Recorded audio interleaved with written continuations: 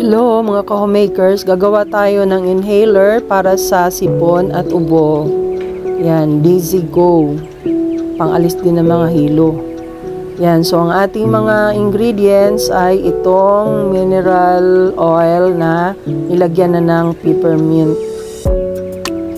And then, kailangan natin ng mga essential oil. Syempre, ito, yan, yung may mga peppermint, frankincense, lemon, bergamot, at syempre meron tayong mga label, itong lagayan na inhaler na binili ko.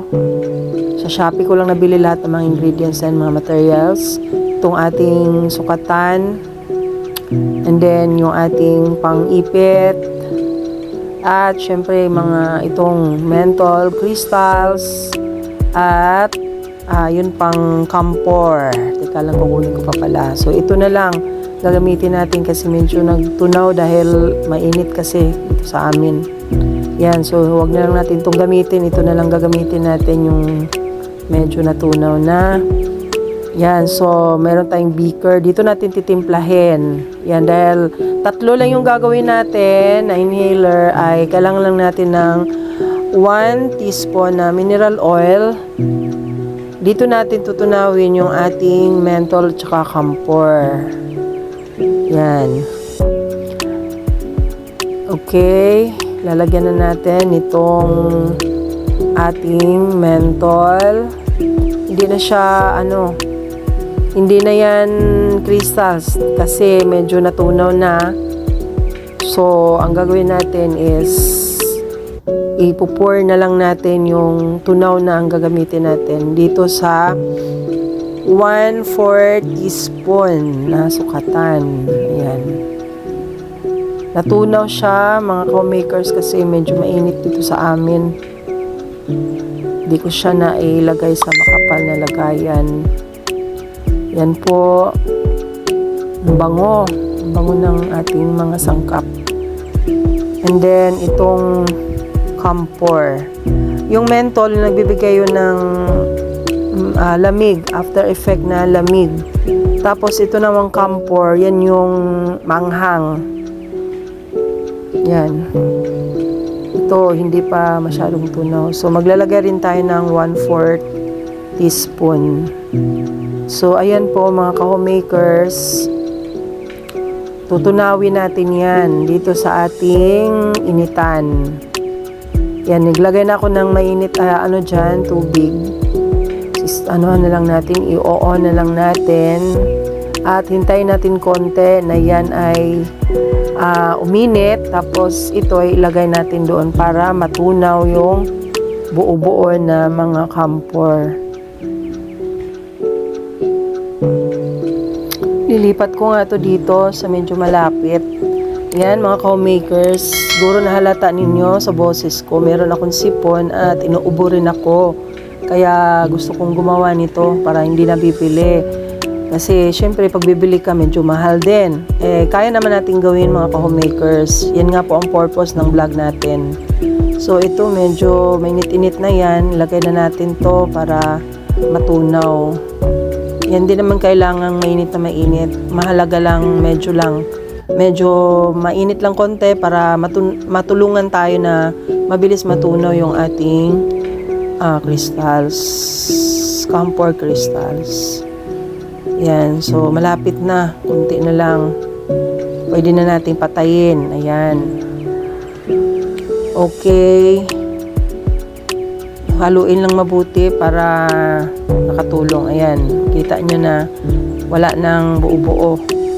So, next naman mga ka-homemakers ay lalagyan na natin siya ng mga essential oils. Mahalaga ito kasi itong mga essential oils na to ay talagang maganda ang dulot nito sa katawan. So, ang una nating ilagay ay itong peppermint. 2 drops lang nilagay ko ng peppermint kasi may peppermint na yung ating mineral oil. Sunod ay lagyan natin ng frankincense. 3 drops. Ayan. Lahat itong mga sangkap dito ay maganda para sa respiratory,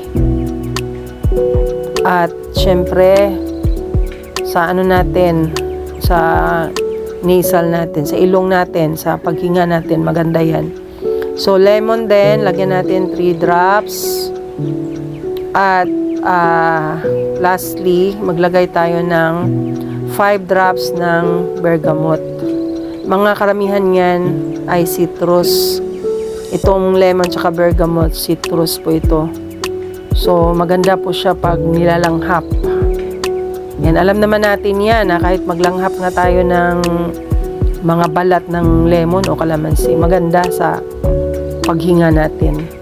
Nakakatulong ito para lumuwag yung paghinga natin at babawasan din yung mga sakit ng ulo, panghihilo. So ilagay na natin yung ating wick dyan, yung cotton, para masipsip niya yung ano natin, mga mineral oils natin.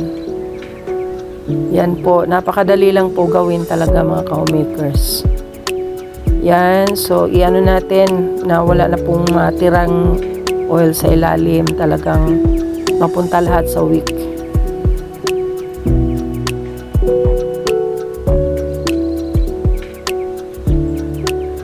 So ayan na, ilalagay na natin siya sa ating inhaler na tube. Yan. Lalagay lang natin siya dito sa loob. Pagkatapos, tatakpan natin siya. Yan. Napakadali lang po mga ka-homemakers. So, ayan na. Okay na siya. Bubuksan lang, saka singhutin. Yan. Ganun lang kasimple mga ka-homemakers. Siyempre, pag bibili ka niyan, magkano na naman? Diba? So, madali lang naman pala gawin. Mahalaga lang, meron kang mga essential oils. Kahit nga essential oils lang, yung iba, papatakan lang nila ng essential oils dyan sa yung mga wick nila. Tapos yun na yun. So, sa atin, para matagal ang binabasa natin yung wick talaga. Para medyo matagal ang gamit. Aabot to ng mga 3 months na gamit. So, mga ka-homemakers, sana nagustuhan nyo yung ating vlog ngayon at sana nakakatulong ako sa inyo. Dagdag kaalaman at dagdag idea rin na pagkakakitaan. Bilang mga may bahay o bilang homemakers na nasa bahay lang, hindi employed, so magandang malaking tulong din ito. So, next natin gagawin ay lalagyan natin ng label. Since na ang label ko ay ano lang naman siya, ordinaryong, hindi naman siya glossy na sticker paper. Ako lang gumawa nito. So, lalagyan na lang natin siya ng Scotch tape. Yan.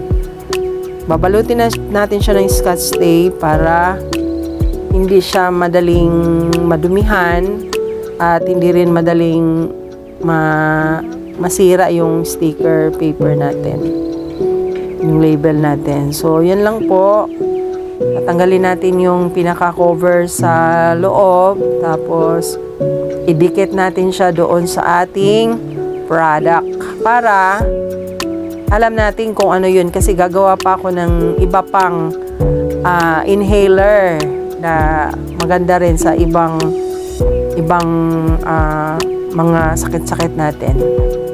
Yan, yung pang stress reliever, pang tulog ng yung mahimbing, may ganun.